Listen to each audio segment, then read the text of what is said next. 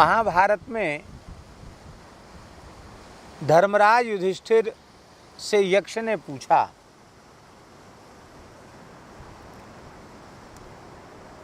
कह पंथा, क्या पूछा? कह पंथा, मार्ग क्या है? तो युधिष्ठिर ने उत्तर दिया, श्रुतयो विभिन्ना स्मृतयोपि भिन्ना नैको मुनिर्यस्य मतम न भिन्नम धर्मस्य तत्वम निहितम गुहायाम महाजनो येन गतः स पंथा। बोले श्रुतियाँ अलग अलग प्रकार के अर्थ का प्रतिपादन करती हैं, स्मृतियाँ भी अलग अलग हैं। हम तो अल्पज्ञ मनुष्य हैं, हम केवल श्रुति स्मृति से निर्णय नहीं कर सकते कि हमको क्या करना क्या नहीं करना। और धर्म इतना सूक्ष्म है कि वो किसी कंदरा में छिपा हुआ है, तो कंदरा में छिपे हुए धर्म को हम खोज नहीं सकते। ऐसी स्थिति में हमारा मार्ग क्या हो सकता है? जिस मार्ग पर चलकर हम भगवान के चरणों तक पहुंच जाएं, अपना परम कल्याण कर सकें, मानव जन्म सफल बना सकें, पुरुषार्थ चतुष्टय में अंतिम चतुष्टय जो मोक्ष है वो प्राप्त कर सकें, परम पुरुषार्थ प्राप्त कर सकें, अथवा भगवत प्रेम जो पंचम पुरुषार्थ है उसको प्राप्त कर सकें, क्या उसका साधन है? तो उत्तर दिया, महाजनो ये न गतस्स पंथा। महापुरुष जिस मार्ग पर चल कर गए हैं, श्री ध्रुव जी, प्रहलाद जी, अम्बरीश जी, महान भगवान के भक्त हैं, श्री रामानंदाचार्य जी, श्री शंकराचार्य जी, श्री मध्वाचार्य जी, श्री विष्णु स्वामी आचार्य जी, श्री वल्लभाचार्य जी, श्री चैतन्य महाप्रभु जी, श्री रामानंदाचार्य जी, श्री मलुकदास जी, कबीरदास जी, तमाम संत हैं। कितने संत हैं? श्री नामदेव जी, श्री ज्ञानेश्वर महाराज, कितने संत हैं। आप सभी संतों का जीवन उठा के देख लीजिए जिन्होंने भगवत प्राप्ति की है। कोई मांस खाते थे? किसी प्राणी की हिंसा करते थे? नहीं करते थे। तो हमारे लिए तो वही प्रमाण हैं जो महापुरुष जिस मार्ग से चलकर भगवान तक पहुँचे हैं, तो उन्हीं के पद चिन्हों पर चलकर हमें अपना मार्ग निश्चित करना चाहिए। ये बात है। तो पशुना, अब एक प्रश्न है कि वेद में लिखा है पशुना यजेत, पशुना यजेत, पशु के द्वारा याग करने का विधान किया जा रहा है। और याज्ञिकों के अनुसार जो उपयोगी पशु है, यागोपयोगी पशु है, वो अज है। अज शब्द का अर्थ क्या है? तो पूर्व मीमांसा को देखना पड़ेगा। पूर्व मीमांसा के भाष्यकार श्री शबर स्वामी वो कह रहे हैं गुणवादस्तु, जैमिनी सूत्र के भाष्य में लिख रहे हैं गुणवादस्तु। ये जो महर्षि जैमिनी जो पूर्व मीमांसा के आचार्य कहे जाते हैं, उनके गुणवादस्तु सूत्र की व्याख्या करते हुए भी लिख रहे हैं, अज इति अन्नम बीजम विरुद्धवा। क्या लिख रहे हैं? अज इति अन्नम बीजम विरुद्धवा। ये शावर भाष्य में ये बात लिखी हुई है। इसका अर्थ है कि 3 वर्ष से पुराने जो अन्न के बीज हैं उनको यज्ञ की भाषा में, वैदिकों की भाषा में अज कहा जाता है, क्योंकि वो पुराने हो चुके हैं जो बीज, वे अब उनमें अंकुरण की शक्ति नहीं है। किसकी शक्ति नहीं है? उनको बो दोगे तो वो पैदा नहीं होंगे। तो 3 वर्ष से अधिक पुराने जो बीज हैं उनसे पिष्ट पशु बनाना चाहिए और विधि का उससे पालन कर लेना चाहिए, किंतु प्रत्यक्ष पशु हिंसा नहीं करनी चाहिए, ऐसा भी मत है। और महाभारत के शांति पर्व के 337वें अध्याय में 4-5वें श्लोक में तो भगवान व्यास ने स्पष्ट कहा है, ऋषय ऊचुः, धर्म का जहाँ निर्णय किया जा रहा है वहाँ ऋषियों ने कहा है, बीजैर यज्ञेषु यष्टव्यम इति वै वैदिकी श्रुति। वैदिकी श्रुति का अर्थ है बीजैर यज्ञेषु यष्टव्यम, अन्नादि के बीजों से ही यज्ञ में यजन करना चाहिए। अज संज्ञानि बीजानि छागम नो हंतुमर्हत। ऋषि कहते हैं अज माने बीज है, इसलिए अज बकरा को मानकर बेचारे बकरा को मत काटो।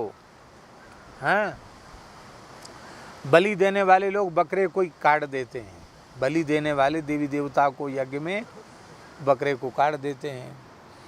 तो किसी विचारक ने कहा, नीतिकार ने कहा, अरे भाई बेचारे बकरी के बच्चे को क्यों तुम बलि देते हो? बलि देना है तो शेर को बलि दो। दोगे शेर की बलि, वो शेर ही बलि ले लेगा तुम्हारी। तो सिंघम नैव गजम नैव और अश्वम नैव च अजापुत्रम बलम दद्या दैवो दुर्बल घातकः। हैं, शेर की बलि नहीं देते, हाथी की भी नहीं देते, घोड़े की भी नहीं देते। बेचारा बकरी का बच्चा गरीब है, उसका कान पकड़ के घसीट के ले आए, उसको मार दिया। तो स्पष्ट महाभारत में लिखा है कि बीजों से इष्टि कर लो, किंतु प्रत्यक्ष किसी प्राणी का वध मत करो। यज्ञ बीजई सुरश्रेष्ठ येषु हिंसा न विद्यते त्रिवर्ष परमम कालम उशतई रप प्ररोहि भी। वायु पुराण में ये बात स्पष्ट लिखी है कि 3 वर्ष पुराने जो बीज हैं उनको अज कहा जाता है, क्योंकि वो पैदा नहीं होते खेत में, इसलिए उन्हीं से यजन करना चाहिए। तो वही श्रेष्ठ है, क्योंकि उनमें हिंसा नहीं है। तो जब बिना हिंसा के विधि का निर्वाह संभव है, तो फिर आप हिंसा क्यों कर रहे हैं? मत्स्य पुराण में भी लिखा है यज्ञ विजयी सुरश्रेष्ठ त्रिवर्ष परमोषितई, उसमें भी लिखा हुआ है यज्ञ विजयी सहस्राक्ष त्रिवर्ष परमोषितई एस धर्मो महान शक्र महान महागुण फलोदया। ये महाभारत के शांति पर्व में लिखा है। ऋषि कह रहे हैं हे देवराज इंद्र, 3 वर्ष पुराने जो बीज हैं वह अज हैं, उनसे ही यज्ञ संपन्न कर लेना चाहिए, वेदाज्ञा का पालन कर लेना चाहिए, प्रत्यक्ष किसी प्राणी की हिंसा नहीं करनी चाहिए। महाराज जी, वाल्मीकि रामायण में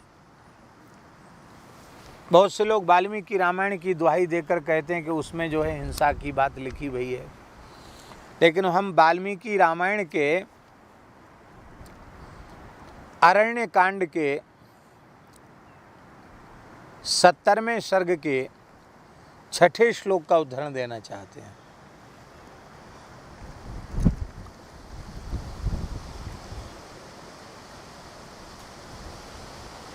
ऋषि कह रहे हैं निश्चेष्टानाम बधो राजन कुत्सितो जगती पते क्रतुमध्योपनीतानाम पशूनामिव राघव। हे राघव, हे रघुनंदन, जिस प्रकार से यज्ञ में लाए हुए पशुओं का वध निंदित है, ये कौन कह रहे हैं? महर्षि वाल्मीकि। वह अरण्य कांड का प्रसंग है, बालकांड, अयोध्या कांड, अरण्य कांड। अरण्य कांड में ऋषि कह रहे हैं कि हे राजन रघुनंदन, जैसे यज्ञ में लाए हुए पशुओं का वध निंदित है, उसी प्रकार से राजा के लिए निश्चेष्ट प्राणियों का वध भी निंदित है। व्यर्थ में हिंसा नहीं करनी चाहिए। पशुवध की निंदा की गई है। और भागवत के पंचम स्कंद में जहाँ नरकों का वर्णन किया गया है, सुखदेव जी परीक्षित जी के संवाद में, वहाँ तो स्पष्ट लिखा है ये त्विह वै दाम्भिका दम्भ यज्ञेषु पशून विशेषन्ति ता नमुस्मिन् लोके वैशेषे नरके पतितान निरय पतयो यातेत्वा विशेषन्ति। जो दम्भी मनुष्य दम्भ पूर्वक यज्ञों में पशुओं की हिंसा करते हैं, वो वैशस नाम के भयंकर नरक में उनको जाना पड़ता है और भयंकर नारकीय यातना सहन करनी पड़ती है। महाभारत में लिखा है एक श्लोक में, महाभारत शांति पर्व के 265वें श्लोक का 265वें अध्याय का 9वां श्लोक है। सुरा मत्स्या मधुमांस मासवम कृसरौदनम धूर्तैः प्रवर्तितम हेतन नैतद वेदेषु कल्पितम। स्पष्ट भगवान व्यास कह रहे हैं कि मद्य मांस मत्स्य आदि जो अखाद्य अपेय पदार्थ हैं उनको उनकी कल्पना वेदों की दुहाई दे करके उनको खाने पीने का समर्थन करना, ये धूर्तों ने ये बातें घुसा दी हैं उसमें, वस्तुतः उसमें ये बात नहीं है, ऐसी बात वे कह रहे हैं। अब देखो, सबको सबकी बात मिल जाती शास्त्र में, हमको हमारे मत के अनुरूप बात मिल गई और दूसरे मत वाले जो प्रबल समर्थक हैं कि नहीं होनी ही चाहिए वैद्य की हिंसा, क्योंकि वो हिंसा है ही नहीं, तो उनके मत की बातें भी मिल जाती हैं, उनसे हमारा कोई विरोध नहीं है। लेकिन हमें तो अपने मत का पोषण इसलिए करना है क्योंकि यह हमारे पूर्वाचार्य चरण का मत है, और वो मत का पोषण इसलिए आवश्यक है क्योंकि उसमें हमारी निष्ठा हो जाएगी तो उसका लाभ ये होगा कि कभी हम अपनी निष्ठा से विचलित नहीं होंगे। शास्त्र का श्रवण सत्संग इसलिए किया जाता है कि हम जिस मार्ग पर चल रहे हैं उस पर हमें कोई विचलित न कर पावे, इसलिए ऐसा किया जाता है। और महाराज जी, बहुत से लोग ऐसा कहते हैं कि क्षत्रियों को तो मांस खाने में कोई पाप नहीं लगता। बहुत से लोग होते हैं क्षत्रिय ठाकुर जो होते ना, अरे वो तो पहले से शिकार खेलते थे, मांस खाते थे, उनको मांस खाने में पाप नहीं लगता। वाल्मीकि रामायण में सुंदर कांड में, बहुत ध्यान से सुने, वाल्मीकि रामायण के सुंदर कांड में श्री हनुमान जी महाराज, वाल्मीकि रामायण का हम उदाहरण इसलिए दे रहे हैं क्योंकि वाल्मीकि रामायण आदि काव्य है, इस धरती का सबसे पहला काव्य है, साक्षात वेद रूप है। तो उसमें हनुमान जी कह रहे हैं जानकी जी से, राम जी का समाचार देते हुए, नमांसम राघवो भुंक्ते न चैव मधुसेवते। राघव माने यहाँ राम जी नहीं है, राघव माने रघुवंशोद्भव, रघुवंश में जिनका जन्म हुआ है वे कभी ना तो मद्य का पान करते हैं न कभी मांस खाते हैं, वे तो सदा पवित्र आचार से ही निर्वाह करते हैं। राम जी यदि इन अशुद्ध वस्तुओं का आहार करते होते, ठीक है इसको सुरक्षित कर दो, यदि आहार करते होते तो उनके पिताजी का श्राद्ध जब हुआ, चित्रकूट में सूचना मिली, और पिताजी का जैसे ही श्राद्ध हुआ तो उन्होंने इंगुदी नामक जो वृक्ष है उसके फल के चूर्ण से पिंड बनाए और दशरथ जी के लिए पिंड दान किया उन्होंने।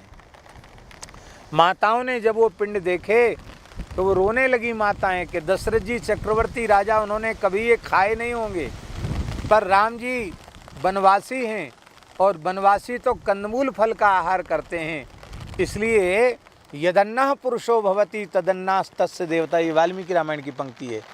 पुरुष जिस प्रकार का आहार करने वाला होता है वह अपने इष्ट के लिए, देवता के लिए भी उसी प्रकार के आहार की कल्पना कर लेता है। तो इससे सिद्ध हुआ कि नहीं राम जी शुद्ध फलाहारी हैं।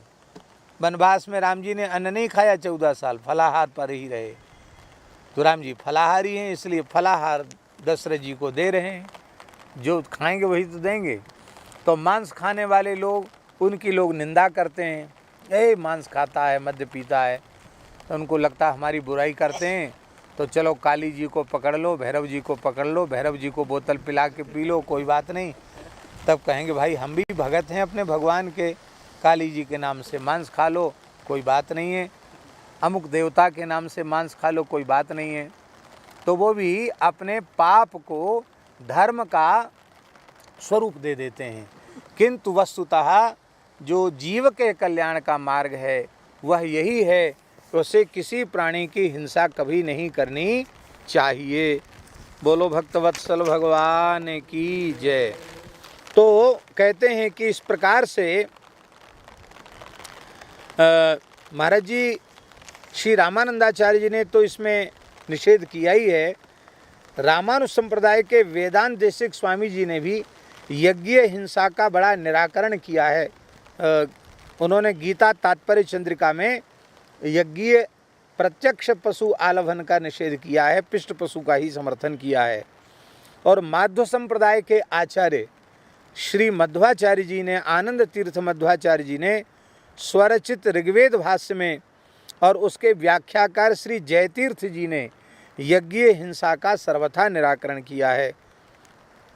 हमारे रामानंद संप्रदाय में भी बड़े विद्वान हुए स्वामी भगवताचार्य जी महाराज जगत गुरु रामानंदाचार्य पद पर विराजमान थे। उनकी मेधा अलौकिक थी, विलक्षण थी। मनुष्य में तो ऐसी मेधा संभव नहीं जैसी मेधा उनकी थी। हमने दर्शन नहीं किया पर हमने सुना है। वे शास्त्रार्थ करते हुए भी श्लोकों की रचना, नए नए श्लोकों की रचना करते चले जाते थे। ऐसी विलक्षण मेधा थी। दूसरे विषय पर शास्त्रार्थ कर रहे हैं और एक दिमाग भीतर से उसी विषय में आगे क्या कहना उसके लिए श्लोकों की रचना कर रहा है। दो कागज अलग अलग रखे गए और दो कलम हाथ में पकड़ ली और अलग अलग छंदों में नए नए श्लोक दोनों कागजों पर लिख दिए उन्होंने। तो वैज्ञानिक फेल थे कि एक समय में एक ही व्यक्ति एक ही जगह दिमाग लगा सकता है। क्या 2, 3, 4 तरह के दिमाग इनके भीतर फिट कर दिए भगवान ने। विलक्षण मेधा थी उनकी। उनके वैदुष्य से विधर्मी थरथर कांपते थे। तो उन्होंने भी बहुत अपने सामवेद का भाष्य उन्होंने लिखा है, यजुर्वेद का भाष्य लिखा है। उन्होंने भी यज्ञ हिंसा का निराकरण किया है और श्री ज्ञानेश्वरी गीता की व्याख्या में भी हिंसा का निराकरण किया गया है। और एकनाथी भागवत में भी यज्ञ हिंसा का एकनाथ जी ने निषेध किया है।